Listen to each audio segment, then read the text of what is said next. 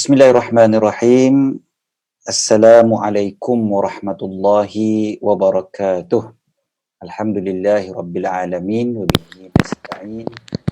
Wassalatu wassalamu ala sayyidina wa habibina wa syafi'ina maulana Muhammadin al-amin wa ala alihi at-tayyibin wa ashabihi al-akramin wa azwajihi at-tahirati ummahatil mu'minin wa man tabi'ahum bi ihsanin ila yaumiddin. Subhanaka la ilma lana illa ma 'allamtana innaka antal alimul hakim. Allahumma inna nas'aluka as-sidqa fil qaul wal ikhlasa fil amal. Allahumma amin amma ba'd. Alhamdulillah, syukur pada Allah Subhanahu wa taala dengan pertolongannya, dengan taufiknya dan dengan kasih sayangnya dapat kita bersama-sama lagi pada pagi ini dalam siri rangkaian tazkirah yang dianjurkan oleh Dewan Dakwah Majlis Dakwah Negara. Jadi alhamdulillah, syukur pada Allah Subhanahu wa taala kerana daripada ramai-ramai manusia pada waktu pagi begini Allah Taala pilih kita. Jadi syukur sangat-sangat, Allah sayang pada kita. Allah berikan 1001 bahkan lebih kebaikan-kebaikannya pada kita daripada awal pagi lagi. Alhamdulillah. So kita akan straight to the point, insya-Allah. Kita bincang sedikit tazkirah. Namanya pun tazkirah. Tazkirah ni dia tak panjang-panjang sangat. Dia bukan macam daurah kitab apa kan, panjang-panjang kan. Jadi isunya tazkirah ni biasanya mengingatkan, menyemai jiwa kita, menyuburkan kembali. Dan yang mungkin jiwa-jiwa kita yang banyak ujian duniawi ini, dia kadang-kadang layu kan.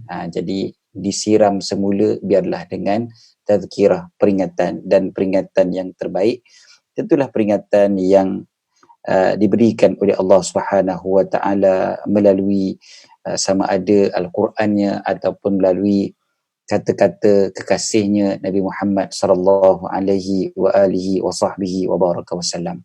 Tentulah itulah yang terbaik kan, mana ada lagi yang lebih baik daripada kedua-duanya. Jadi bila kita bincangkan pada sesi-sesi yang lalu, kita cerita tentang keberkatan dalam menuntut ilmu. Satu perkara yang kita kena ingat bila Allah Subhanahu wa taala bagi tahu dalam Al-Quran, Allah Taala berfirman, wattaqullaha wa yu'allimukumullah. Bertakwalah kepada Allah dan Allah akan ajar kalian.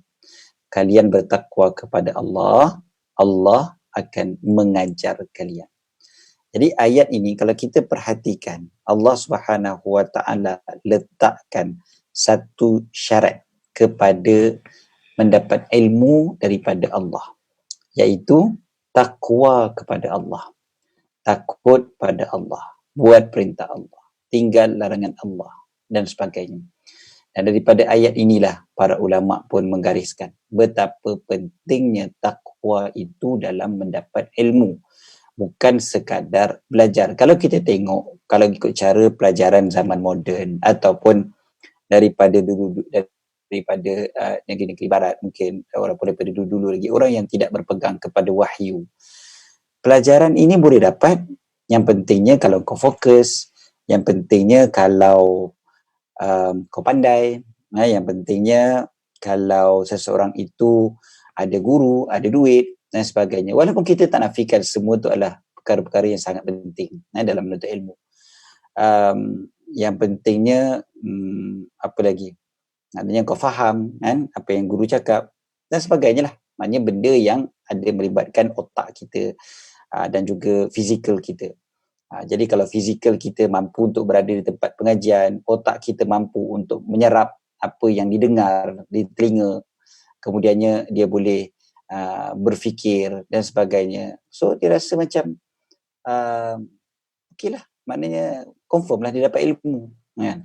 Tetapi tidak. Dalam Al-Quran, Allah Ta'ala sebutkan syarat untuk mendapatkan ilmu yang sebenar adalah perlukan takwa. Wattaqullaha wa yu'allimukumullah. Bertakwalah kepada Allah, nescaya Allah akan ajar kalian. Dan para ulama bila menyebutkan perkara ini, lagi-lagi ulama dalam bidang tasawuf, mereka mengatakan bahawasanya apabila seseorang itu bertakwa, buat perintah Allah, tinggalkan larangan Allah, Allah akan ajarkan apa yang dia tak tahu sebelum daripada ni.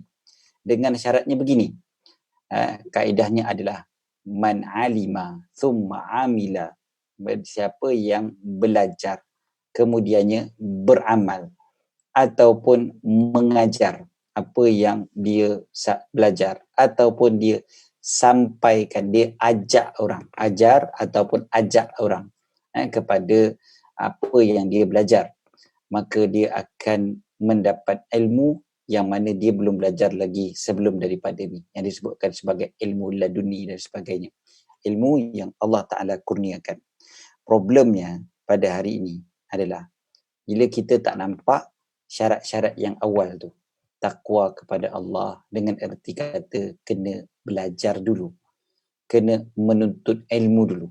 Bila kita berbicara tentang keberkatan dalam ilmu itu sendiri, kita perlu letakkan satu kayu ukur yang paling asas. Keberkatan ilmu dia hanya akan dapat apabila menuntut ilmu itu sendiri dulu, dan menuntut ilmu itu pula dengan cara-caranya. Maknanya kalau tak menuntut ilmu, tak adalah keberkatan di situ. Sebab ada orang dia tak menuntut ilmu sangat, tapi terus dah berjubah berserban, terus berkuliah, mengajar, berceramah di sana sini. Yang ni bahaya. Sebab barakah itu hanya akan dapat apabila menuntut ilmu dengan bersungguh-sungguh. Belajar dulu bersungguh-sungguh. Bila dah belajar, amalkan pula apa yang dipelajari, maka dari situlah baru kita akan nampak keberkatan ilmu tersebut. Jadi saya pun nak pesan juga kepada sahabat-sahabat, kalau ada yang belajarnya kurang, mengajarnya yang lebih daripada dulu, maka hati-hati. Sebab syarat untuk mendapat ilmu yang Allah Ta'ala ajarkan, mestilah belajar terlebih dahulu. So, kena rajin belajar, kena rajin mengaji, kena rajin menuntut daripada para guru, bukan dari Facebook, bukan dari YouTube, bukan dari Google semata-mata. Facebook, ya, mungkin guru yang betul di Facebook, alhamdulillah. Guru yang betul di YouTube, alhamdulillah. Tapi tak cukup, tak memadai untuk kita dah boleh menjadi orang alim. Kita boleh dapat peringatan, alhamdulillah. Belajar secara online zaman sekarang, alhamdulillah. Tapi kena usahakan juga untuk menuntut ilmu dengan cara bertemu dengan guru. Salah satu faktornya adalah untuk mendapat keberkatan itu. Barakah itu dapat dengan menuntut itu dulu. Belum kita cerita bab adab-adab yang lain, adab kita dengan kitab, adab kita dengan dengan guru tu sendiri, adab kita dengan kawan-kawan, adab kita dalam kelas, adab kita di tempat tinggal pengajian kita dan sebagainya. Belum kita bincang bab-bab yang itu lagi, kita pergi menuntut dan bertalaki, duduk di hadapan guru itu sendiri. Itu antara faktor paling besar untuk mendapat keberkatan dalam ilmu yang kita belajar. Ini faktor yang sangat-sangat besar. Kita nampak guru-guru nampak kita. Cara macam tu kan. Itu. Okay. Jadi nampak. Kita nampak guru-guru nampak kita. Itu sangat penting. Bahkan kalau kita perhatikan para ulama yang terdahulu, memang mereka sangat-sangat menyuruh perkara ni. Dulu-dulu bukan tak ada kitab. Dulu-dulu pun kitab ada. Kena pula kalau bapa dia kaya, mampu untuk beli dengan banyak kitab. Tetapi mereka sangat menitik beratkan pertemuan dengan guru. Contoh, seorang ulama yang meninggal dunia pada tahun 145 Hijrah, sebelum Imam Syafi'i. Imam Syafi'i lahir 150. Yang ini meninggal 145. Maknanya sebelum Imam Syafi'i lahir. Abu Muhammad Habib Ibn Syahid Al-Basri. Dia kata apa? Dia kata pada anak dia, ya bunayya, wahai anakku, kamu bersahabatlah dengan para fuqaha, dengan orang-orang alim. Wal ulama, orang-orang alim. Fuqaha, orang-orang yang faqih, orang yang faham sangat-sangat dalam hukum hakam agama. Wa ta'allam minhum, dan belajarlah daripada mereka. wa khudh min adabihim, dan ambillah daripada adab-adab mereka. Fa inna dzalika ahabba ilayya min kathiril hadis, ataupun min kathirim minal hadis. Apa dia? Sesungguhnya demikian itu lebih aku cintai daripada banyaknya membaca hadis Nabi sallallahu alaihi wasallam. Kita perhatikan. Dia suruh apa? Pergi cari para ulama, cari para fuqaha, belajar daripada mereka, ilmu-ilmu mereka, dan ambillah adab-adab mereka. Cari adab-adab yang hebat pada guru-guru kita. Kan? Cari, tengok apa adab yang hebat pada mereka. Ambil. Jangan cari adab yang buruk pula. Kadang-kadang guru kita memang ada juga akhlak dia yang tak berapa baik. Sebab dia bukan manusia yang sempurna. Tapi janganlah cari-cari benda tu. Cari yang baik. Ambil yang baik. Dan apa kata Imam Habib Ibn Syahid? Dia kata, itu lebih aku suka daripada engkau banyak membaca hadis Nabi SAW ataupun mengumpul hadis-hadis Nabi SAW. Sedangkan mengumpul hadis Nabi SAW itu satu pekerjaan yang sangat-sangat mulia. Kan? Sangat-sangat hebat. Tapi dia kata, pergi belajar daripada para ulama. Bukan sekadar mendengar hadis, tetapi belajar. Duduk. Imam Habib ni dia kata apa? Bersahabat. Bersahabat. Maknanya, duduk sekali. Masuk bersahabat tu, duduk sekali. Duduk-duduk, bermusafir sekali, makan minum sekali, berbual sekali, melazimi dia maksudnya. Ini sebagian para ulama sebut, dan sebagian mengatakan, ya bunayya la ta'lama baban minal adab ahabba ilayya min an tata'allama 70 baban minal ilm. Wahai anakku, kalaulah engkau belajar satu adab, satu bab daripada adab, lebih aku sukai daripada engkau belajar 70 bab daripada ilmu. Kau belajar satu adab, satu bab daripada adab, lebih aku suka daripada engkau belajar 70 bab daripada ilmu. 70 bab ilmu ni bukan senang nak belajar. Panjang. Tak tahu berapa lama nak habis 70 bab. Kan? Tapi engkau belajar satu bab daripada adab, lebih aku suka. Sebab engkau akan lebih dapat keberkatannya. Tapi nak belajar adab ini, dia perlu bertemu. Dia perlu berjumpa. Dia bukan hanya semata-mata dengan membaca buku. Kan? Sebab baca buku, Google, dia tidak mendapat adab. Dia mendapat maklumat. Yes, maklumat boleh dapat. Betul, tak nafi. Tetapi adab tak dapat. Adab tak dapat. Dan dengan adab inilah datangnya apa yang dipanggil sebagai keberkatan. Itu yang para ulama terdahulu sangat-sangat ambil berat. Kan? Sampai dia kata suruh bersahabat dengan para ulama dan sebagainya.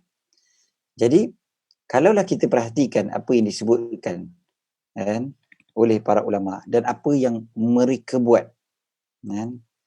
Mereka buat, maka kita patut jadikan contoh. Kita duk sebut tentang berkat ilmu, berkat majlis ilmu dan sebagainya. Kita tanya pada diri kita, kita betul ke bersungguh untuk menuntut ilmu? Betul ke kita usahakan sungguh-sungguh untuk mencari ilmu itu dulu? Duduk di hadapan guru, belajar betul-betul. Maka mudah-mudahan kalau kita betul-betul belajar, duduk betul-betul di hadapan guru, menuntut ilmu dengan bersungguh-sungguh, dengan segala adab-adab yang lain, maka insya-Allah dapatlah ilmu yang barakah. Waktu tu barulah ilmu itu betul-betul menyinari hati kita.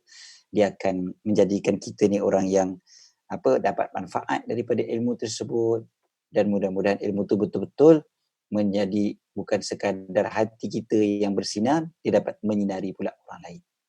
Ini sangat-sangat penting. Kan? Bukan benda, orang kata apa, bukan kecil anak. Jangan kita rasa macam benda ni kita boleh lompat aja. Kita boleh skip aja. Tak apa Ustaz, aku pandai. Aku boleh baca buku sendiri lah. Kan? 1000 buku aku beli. 1000 buku tu semua aku khatam daripada kulit ke kulit. Yes, mungkin kita akan jadi orang yang pandai bercakap. Yes, mungkin kita jadi orang yang pandai menulis. Mungkin kita jadi orang yang pandai berdebat. Tetapi ilmu itu tidak menjadi cahaya kepada hati kita. yang ini lagi bahaya untuk kita. Sebab kita risau, kita termasuk daripada dalam hadis Nabi SAW, orang yang berilmu, tetapi Allah tidak memberikan manfaat kepadanya dengan ilmunya. Jadi carilah keberkatan ilmu, carilah ilmu yang betul-betul menyinari hati kita, tuntutlah ia dengan baik, mudah-mudahan barulah kita dapat keberkatan daripada ilmu yang kita perolehi, insya-Allah. Nanti insya-Allah ada masa kita akan sambung lagi. Ada lagi perbahasan-perbahasan berkaitan dengan bagaimana untuk mendapat keberkatan ilmu, insya-Allah pada siri-siri yang lain. Aku qauli hadza wa astaghfirullahal azim li wa lakum. Kita sudahi dengan sedikit doa. Cuma sebelum itu jangan lupa untuk like dan share page Dewan Dakwah Masjid Dakwah Negara, dan segala sumbangan bolehlah disalurkan ke nombor akaun yang tertera. Pakar-pakar kita bantu dakwah di negara kita.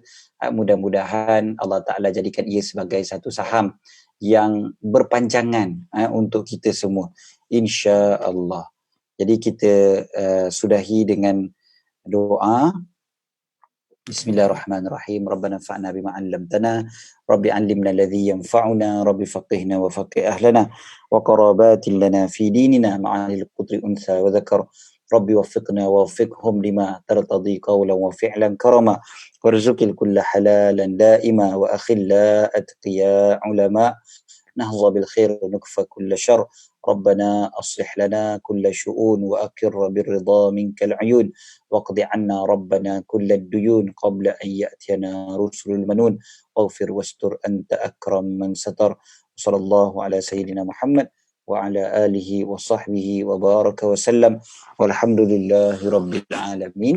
والسلام عليكم warahmatullahi wabarakatuh.